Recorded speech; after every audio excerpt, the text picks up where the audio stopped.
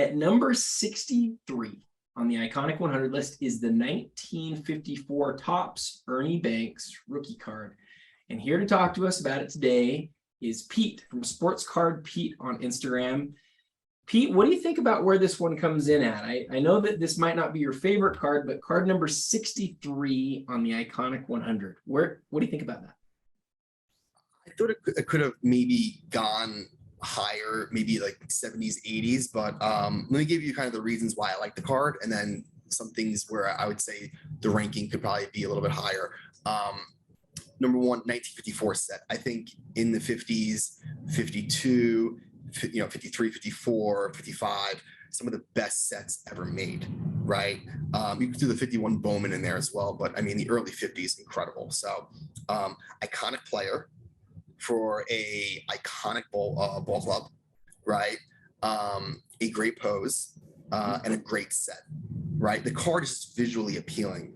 And so I think those are all the positives. The negatives is it's a very crowded 50s kind of rookie issuance, right?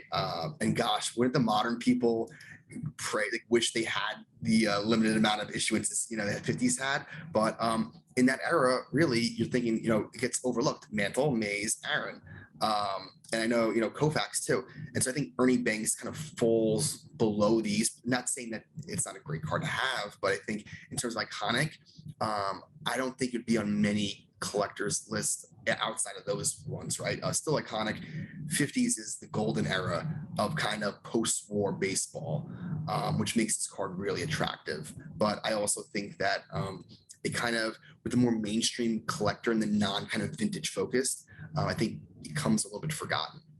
There's not a lot of guys on this list who didn't win championships, or didn't win, in the case of baseball, didn't win World Series. We've got a lot of Yankees, and Michael Jordan shows up on this list a lot, and we see Derek Jeter, we see Tom Brady.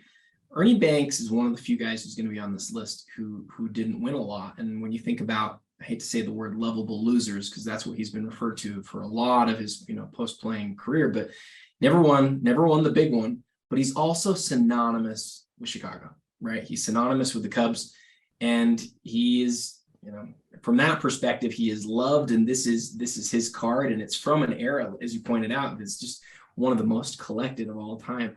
I like the card. I like where it ended up, but I do think it's interesting. Neither you or I had it as high as it is. Neither one of us actually included it in our top 75.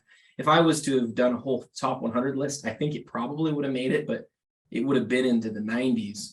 This just, I think, really highlights how many great cards there are that are iconic. You can make a list of the top 10 baseball cards from the 50s and not have this card on the list. I think a lot of people actually would do that, but most people would probably have it in that latter, back half of the top 10, maybe around 8 to 10 on the all-time 1950s, sorry, not all-time, but on the 1950s baseball list. It's a great card. It is beautiful. I think the back on this is actually really cool too. The colors on the back of the card are gorgeous. So anything else you want to add before we move on? You make a great point about being like the lovable loser. I do think the lovable losers of the Cubs and the Red Sox kind of give it a step up, just because the aura of their curse not really the curse, but like the curse between the two ballparks kind of give players like Ernie Banks and Ted Williams a little extra push up, just given from where they were losing from. But I agree. I think missing the championship and missing kind of being in an era on his own. Awesome. Well, really well said. Again, that's the 1954 Topps Ernie Banks rookie card. And tomorrow we'll be back with another card and another guest. And until next time, happy collecting.